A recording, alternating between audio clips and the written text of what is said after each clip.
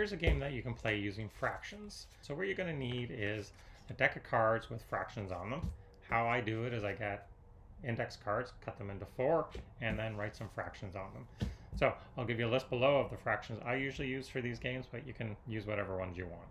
You get your deck of cards with fractions on them, 2 even piles, each person gets a pile. You turn over the top card, whoever gets the highest fraction wins, or whoever gets the most amount wins.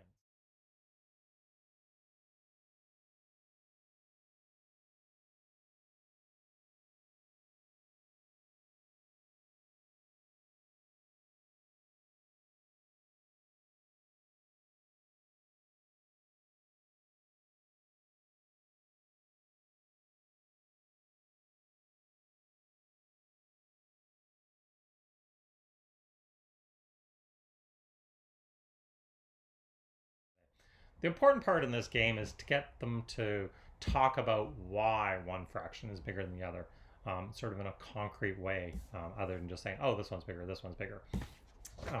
And what I like to do is use this model. So there's different models for fractions, but this is a good one to use for this game. So it's pie charts and bar charts. I usually like to use words like we talk about it as a chocolate bar or a loaf of bread, and the circular one like a pie or a pizza or something like that. So it gives a better picture of what's going on in the main. So we talk about how many pieces it's cut into and how many pieces you have.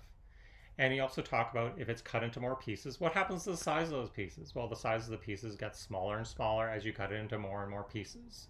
So as we're going through the examples, we'll talk about how many pieces you have, how big the pieces are, and who has more pieces. Let's sort of play the game. So you turn over 2 cards, you got 1/2 and 1/3. Well, I usually ask, how many pieces do you have? How many pieces do I have? Well, I have 1 piece, we have 1 piece. Who has bigger pieces? Well, the 1/2 has bigger pieces. Why do they have bigger pieces? Because it's only cut into 2 pieces. Simple as that. So just get them to talk out how they're thinking about it, and usually use these to start off to actually show it. And once they get good with that, then you'll know that they can sort of get it and they can talk about it. So something like this. It's a little trickier. So you have 2/7 and 3/5. So once again, who has more pieces? Well, the 3/5 has more pieces. Who has the bigger pieces? Well, the 5ths are bigger pieces. Why are they bigger pieces? Because they're not cut into as many pieces, so they're bigger pieces. So if you have more pieces and they're bigger pieces, then altogether you're going to have more. The next example is 5/8 and 2/6. Okay, who has more pieces? 5/8 has more pieces. Who has bigger pieces? Well, the 6 have bigger pieces. Okay, well, we're sort of stuck here now because one of them has bigger pieces and one of them has more pieces. So how would you figure out this?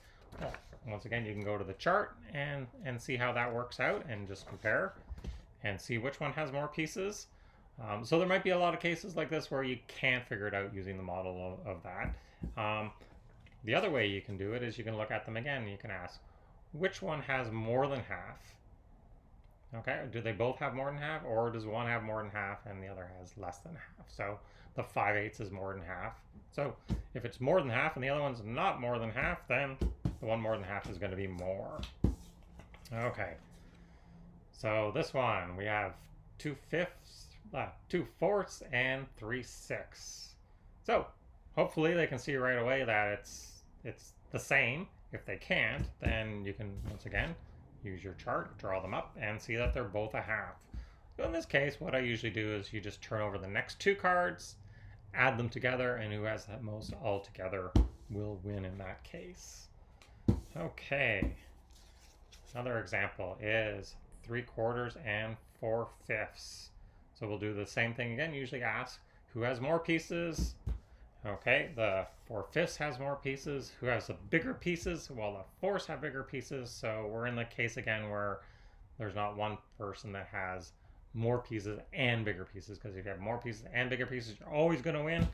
In this case, it's sort of not clear. Once again, we can go to this chart and show it. Or what we can do is we can look at it, how close is it to the whole piece? So in the case of 4/5, we're 1 away. In the case of 3/4, we're 1 away. So we're only 1 piece away from having a hole in each case, but the 4/5, the fifth is smaller, so that one is going to be closer having the hole. So if it's closer having the hole, then it is the bigger piece. Enjoy playing that game. I'll leave below the resources that you'll need to play the game, so the pie charts and the bar graph and the fractions I use. Enjoy. Take care. Bye-bye.